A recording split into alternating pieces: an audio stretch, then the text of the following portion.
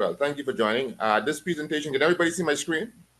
Yes, Yes, sir. I can see it. All right, great. So this presentation is about talking about effective use of force by private security, and certainly some of the principles and concepts can be extended Sorry. to No. What you need? in-house security. If you could mute your mic as well, that'd be great. So if you have other conversations in the background. All right. So like I said, I'll just get started with the presentation. And my name is Gamal Nuri, and I'm the president of Preventative Measures. We are a security consulting and training company. And this is just a brief overview of some of my credentials. But again, I know you came to hear more about the topic, so we're going to jump right into it so we can have some time aside for questions. So the aim of this particular course or this discussion is one, to help security practitioners and their leadership, whether they're the client or the upline that the security organization reports to understand the legal and ethical considerations for the use of force by private security, examine the use of force continuum and the decision-making factors, and we're going to go into that as well, and identify potential liabilities, consequences of improper force application. That's important. Understanding when that officer acts or does not act, how does that impact the entity moving forward? Two other objectives here are to review real-world case studies and best practices for security providers, and then subsequently provide actionable recommendations for security firms to consider to ensure compliance and mitigate risk. So the question then is, what is use of force in private security? So the use of force definition, and this is coming from an organization called DCAF, right? This is an organization out of out of Switzerland, and the definition that is being used here is the controlled application of physical tactics, equipment, or weapons to ensure security and safety. So that's an important umbrella to understand how the use of force is looked at. It is controlled application. So when I say controlled, meaning policy, procedures, training, guidelines have been established. So all persons in that, all officers who would be out there have some guidelines. So there's some control in place, meaning, hey, we have a policy that dictates the how the officers act. Also, what a lot of times the persons don't consider is the fact that also the client may have a certain guideline and culture that they want in their organization. If we compare a healthcare facility versus a nightclub versus a food store, those three different business types or business models, or a school, a college like BTDI, those particular businesses or operations are going to have specific guidelines on how they want a security officer to act, how they want that officer to behave when there are certain types of incidents. So, be it an incident of, let's say, shoplifting, disorderly behavior, be it a fire emergency, they're going to say, this is what we want the officer. They should say, this is what we want the officer to do if they're going to be a part of that process. All right. So controlled application. So whether it's physical tactics, and the physical tactics can go a long way into different aspects of how that works. So let's move on.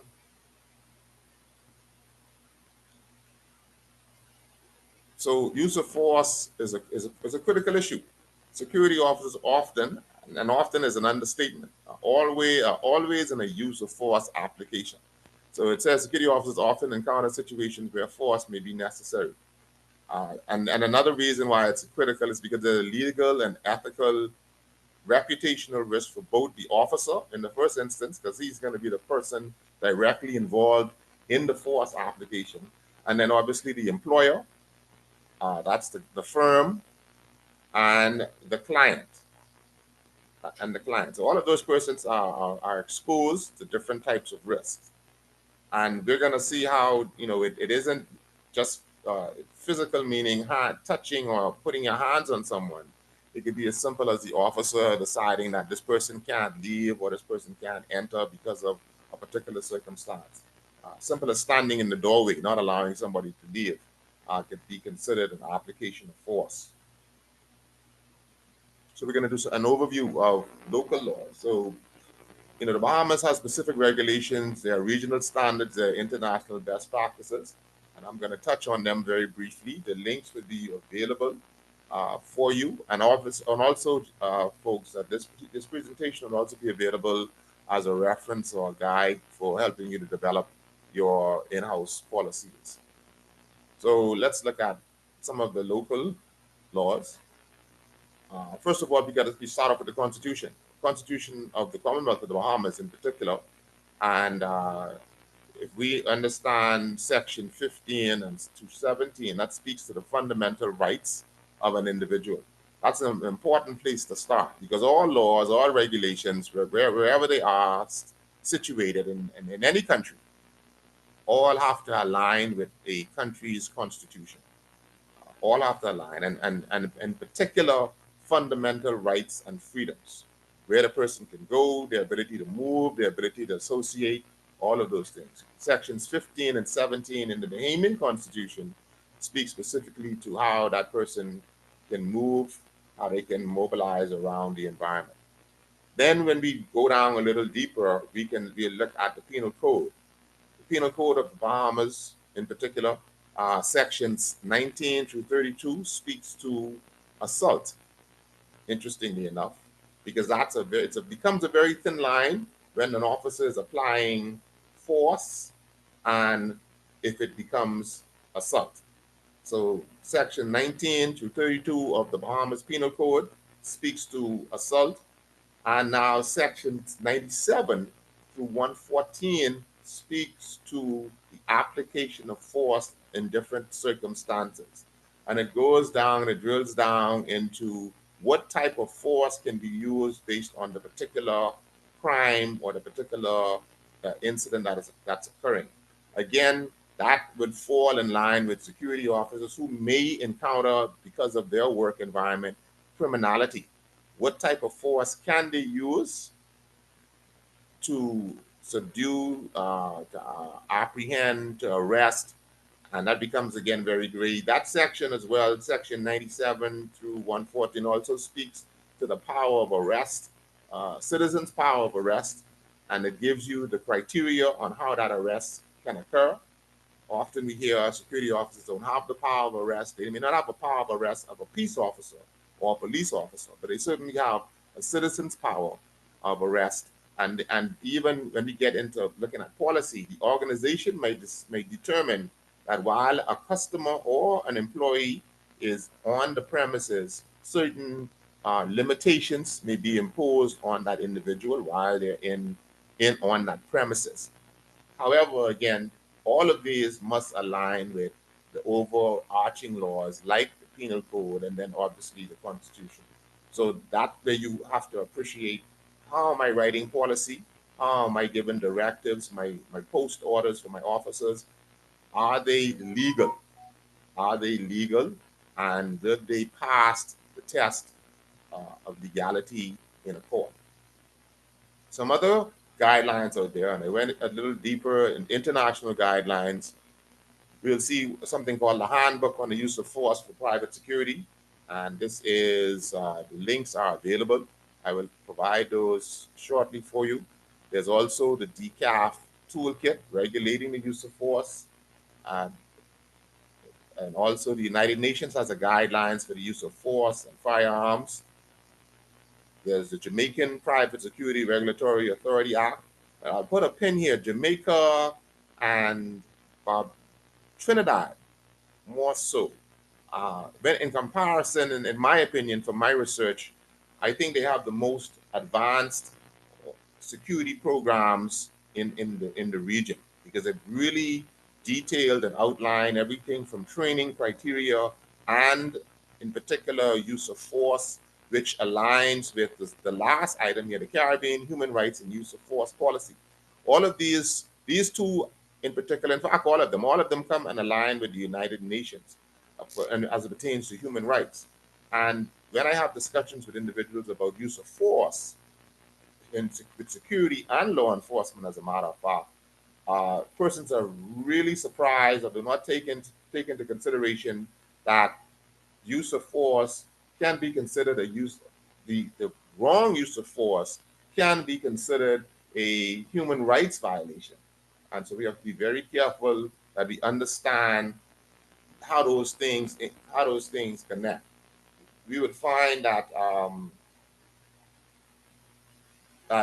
in many instances, persons only consider the that right in front of you type application. But the Bahamas in particular, and other Caribbean countries, of course, being tourist destinations, we are going to be faced with persons from all over the world who may take that particular encounter with a security officer, and that may reach international press because this person is out of China or maybe out of Europe, out of Canada, and now that simple or would be perceived to be a simple incident now becomes an international incident because the officer wasn't properly trained in how to apply and use force.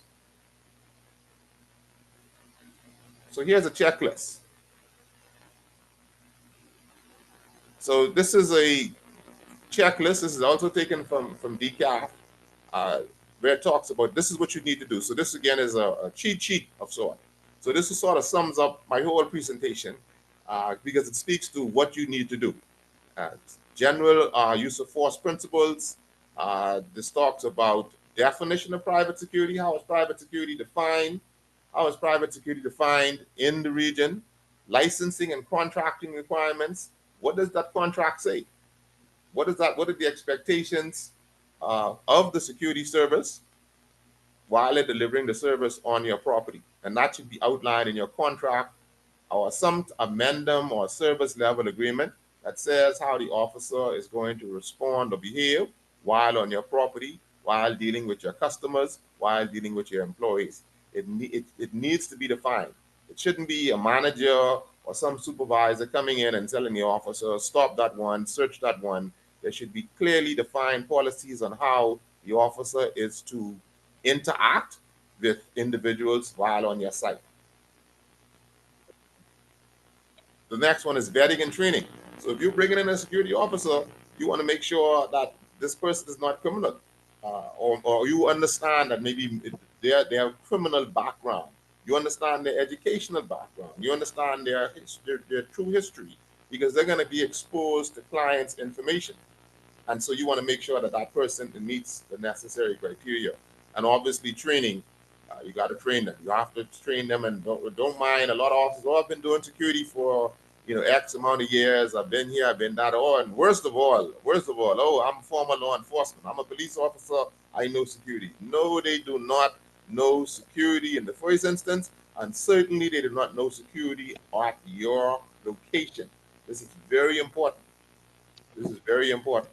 They may be experienced, they may be former law enforcement and all of these other things, but they may not know security in your business, and you need to set the policies, you need to set the procedures to advise them on how they're to act in that particular environment. And the last, not the last one, but certainly permitted equipment.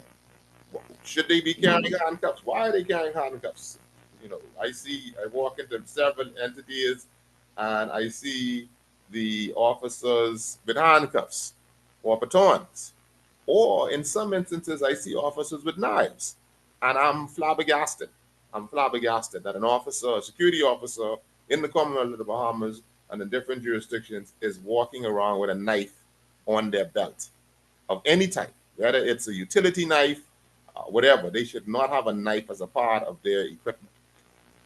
So operational planning includes the use of equipment and engagement and with public security forces. So also, obviously, what is the relationship with the police depending on your location? If you're a healthcare facility, you want to have a good relationship with the police, especially if you have an emergency room, if you're a power supply, if you're any critical provider, if you're a bank, again, good relationships with police. When your asset is high risk, you want to ensure that there's good relationship with police and also that they understand what their role would be during different incidents. So when we talk about policy framework, so general use of force principles should include detailed rules such as self-defense and the parameters for the use of force beyond self-defense. How can an officer operate if they don't understand the the use of force principle, especially when it comes to their safety? If they feel threatened or if they say that they're threatened, where is the threshold for that threat? How do we define that? And the question would be, well, how can you say when someone feels offended or they need to defend themselves? You need to state that. If they go out beyond out of that parameter, that's fine. But not, nevertheless, you need to cover yourself so that you set a standard for what is defensible, what is risk. You should do that. There's no question about it. There's no question about it. If you leave that to chance, then the officer at will or based on how he feels today. Impact surface. No, I Yes. don't need to go there. Forget to turn off Rufus not there. Is Rufus computers, other than say, but Rufus not there. Where? get He the is mute. in. Right. So it's important that you set those rules, you set those guidelines. So policy framework should include the principles of legality. Make sure when you set this framework, it's legal. That means get your attorney. Get your attorney in on this document to ensure that it's meeting your organizational risk appetite. It's meeting the client's risk appetite. Make sure it's legal. And is it the necessity? Principles of necessity, principles of proportionality. Is it the right force? If someone is arguing with you, do you pull out a baton and hit them in the head? So make sure that the force that is being described or prescribed is proportional to the threat or the risk that the officer is facing. And precautions are core. Precaution speaks to what you would have done in advance. How did you prepare? Which is prepare policy, which also includes training the officer. Our core requirements for the use of force in private security. These should be enshrined not just in national law, but clearly indicated if when use of force is permitted. And that's why I'll backtrack a bit. That's why I said when you look at entities or jurisdictions like Jamaica, Trinidad, those jurisdictions have not just they've not just left it to the private security entity. They have enshrined in their national law and prescribed how security officers should operate. We don't have that so much here in the Bahamas, but certainly this is something that we should aim for. In all jurisdictions, you should have national law that speaks to that. The links that I shared with you earlier, like I said, the Caribbean use of rights, human rights, and use of force policy, and also the Jamaican Security Authority. They're good templates that we can take advantage of here in the Bahamas and in other jurisdictions because a lot of our laws are similar. That we have that British heritage of law, so it's a good starting point for not just from a national perspective, but also for those of you who are running security companies, those of you who are head of security departments. So you don't want to reinvent the wheel when a lot of that groundwork has been done for you, and that can help you in the long run. So let's talk about legality. This means that the execution of tasks involving the use of force must be authorized, limited by the relevant national laws and bylaws. So, like I said earlier, we can implement laws, we can implement policy, but at the end of the day, they have to align with the constitution or the governing law that speaks specifically to private security, if you have one in your jurisdiction. Necessity. This is an assessment of cause and effect, and it evaluates whether the force is specific, is it viable in an alternative, or is it a viable alternative? And if so, how much force is the least harmful means available at the time to achieve the desired lawful outcome? What that is saying, is it necessary? Is it the right amount? And this goes back to the challenges, and the challenges relates to human rights. Yeah, you may have caught them in an act. Yeah, they may be aggressive, but you still have to operate in a certain parameter when you are delivering force. You can't decide that you're going to do this because of your emotion. And this is why training, this is why policies are so important. This is why you can't take for granted the officer's claim of experience or his claim regarding, policing. No, you have to prescribe for him how you want him to behave and train him, not just tell him or her, but train them. Same thing with proportionality. This necessitates a value judgment that balances whether the harm that can be expected to result from the use of force is justifiable in relation to the expected benefit. So just enough to maintain control, just enough to ensure that you've neutralized the immediate threat, just enough force, proportionate to the threat that exists. And then obviously the precautions, like I said to you, those things will speak to the, what did you do before? With the contract agreement, what does that outline? Has the contract outline what the parameters are for the delivery of that service? Have you trained the officer? Do you have policy? Do you have oversight? Because you can train them and you can tell the officer, this is what we want you to do. But now no one comes back and checks and confirms that the officer is actually complying and stays familiar with the rules, the operational procedures for that particular location. All of these things we consider those to be precaution. If he's going to be carrying a particular equipment, if you have gotten approval and he's authorized to carry batons or use other forms of force, we have some entities in the Bahamas and regionally who are allowed to carry firearms. All of that is fine and well. All of that is fine and well. But have they been trained? Have they been certified? How frequent is the training? All of these things speak to precaution because when we take, what's going to happen is that we take those 3 seconds or 5 seconds that it took that officer to make that decision, and that stretches out over years. And now the defense or the complainant is calling for your training policy and it's calling for the officer's file, and you show where that officer has been disciplined for during the course of their relationship with your particular entity, or you show or you're seeing where that officer has not been trained. All of those things can come back and haunt you if you're not doing what you need to do.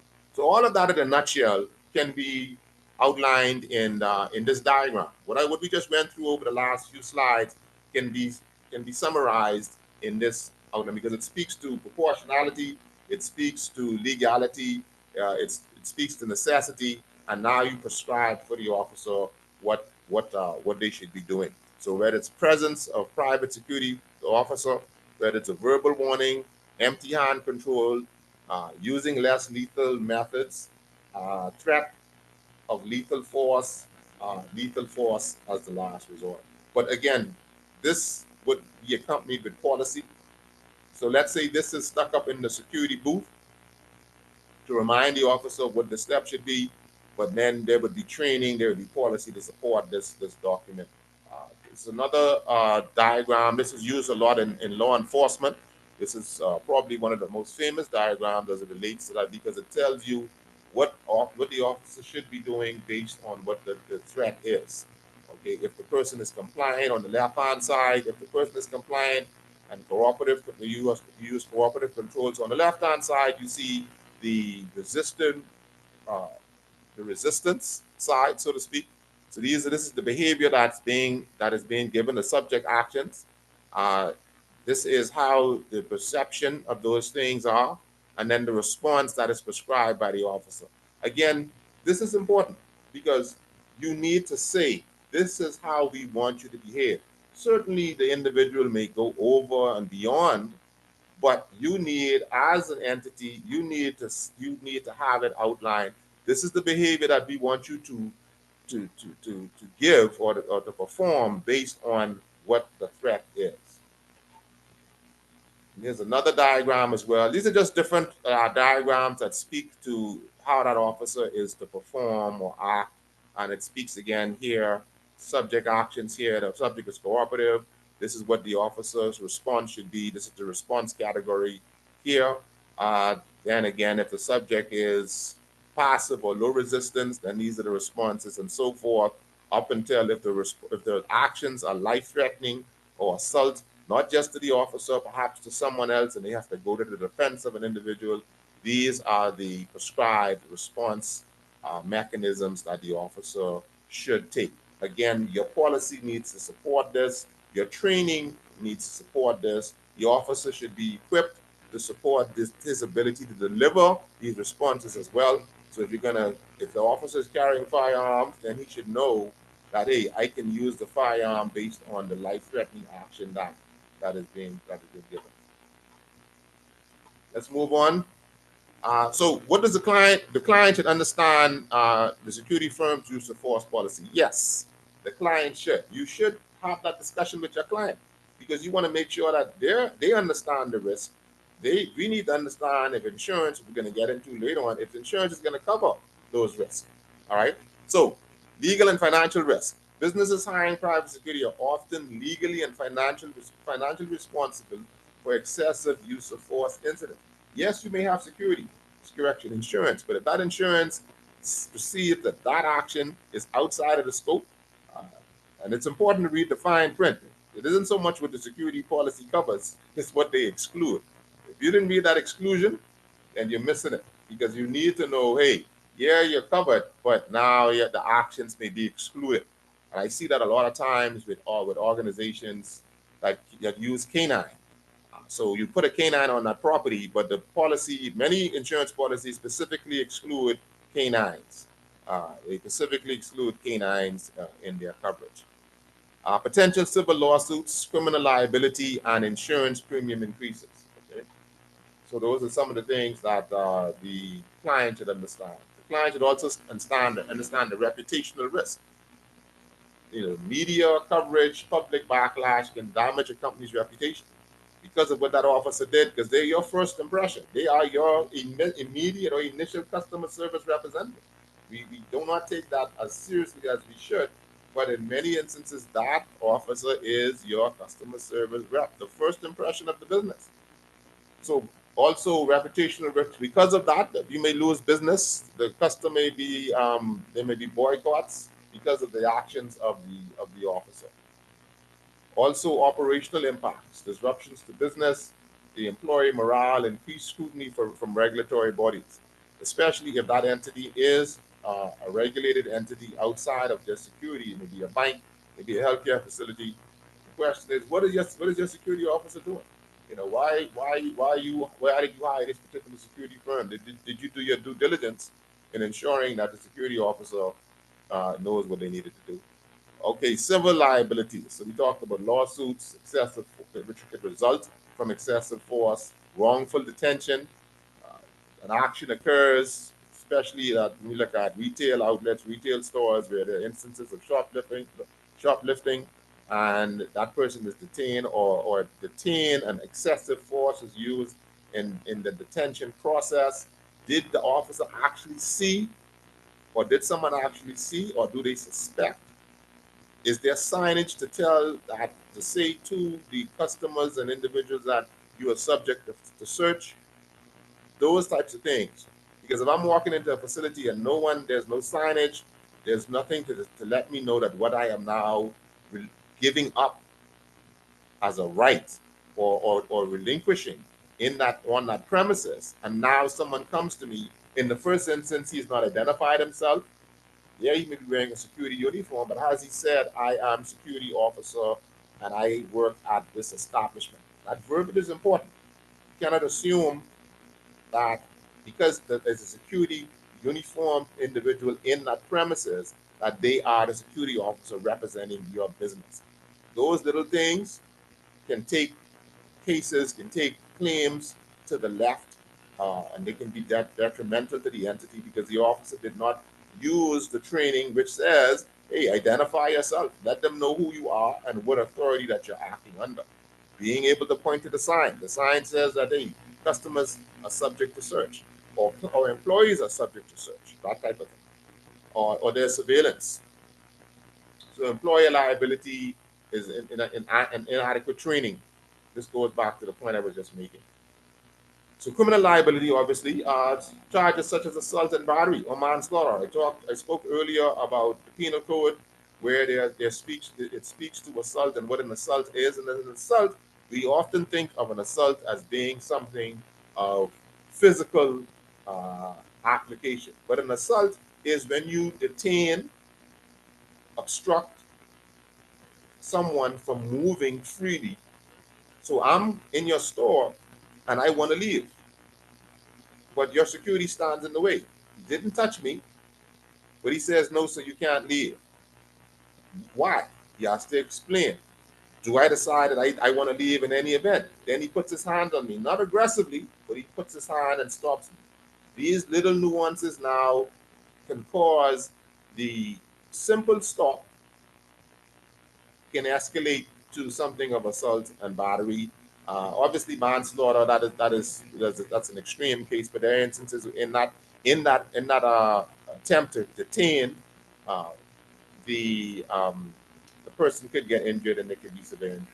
Unauthorized use of force can result in imprisonment. So now, if the court determines after 5 years of scrutinizing that 5-second decision, and that's important, if you heard what I said, after 5 years, we are now scrutinizing that 5-year decision, that 5-second decision. The officer could end up in prison because it's been determined that his behavior or his actions were not justifiable and could be proven to be criminal. And we see that in many instances with the police, with law enforcement, where their actions, based on a review of the coroner's court, comes back and says, hey, that officer acted above and beyond what was determined by law. So who is liable? Yes, obviously the security officer, but then the security company and its leadership as well, the ownership, and potentially the client.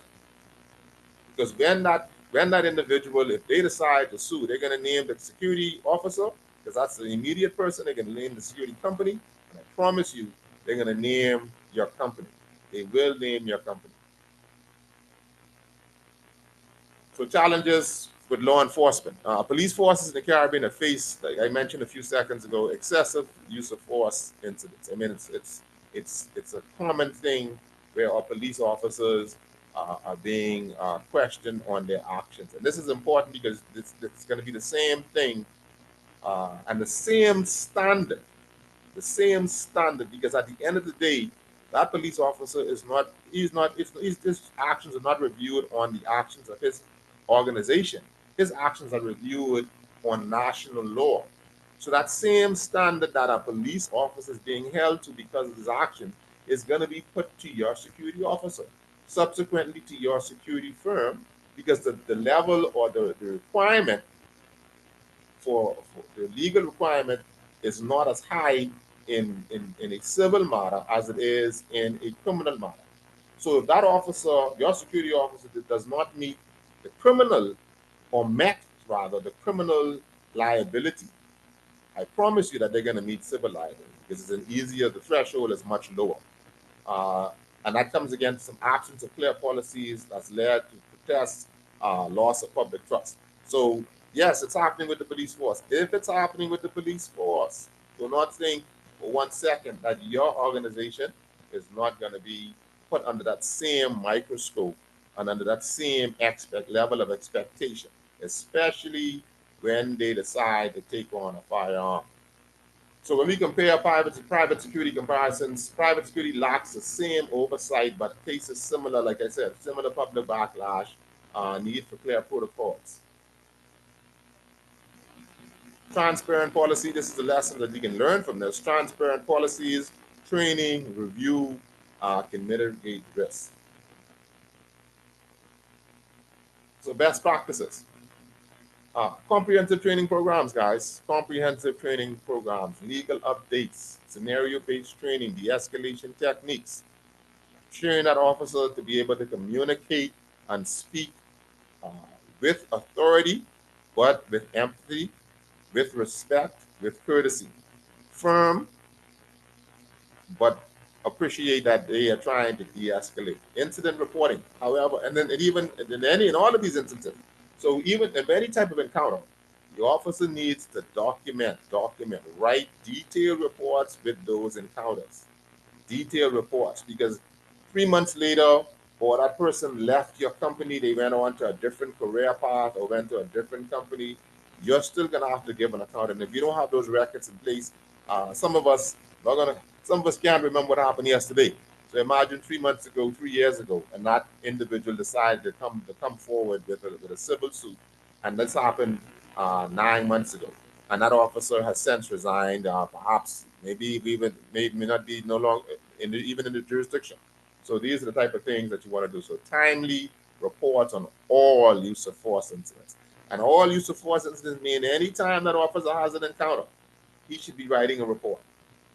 Anytime he has an encounter, he should be writing a report. Do not take it lightly, uh, because that encounter could be the terms or the conditions, the circumstances could be exaggerated by the individual bringing the suit.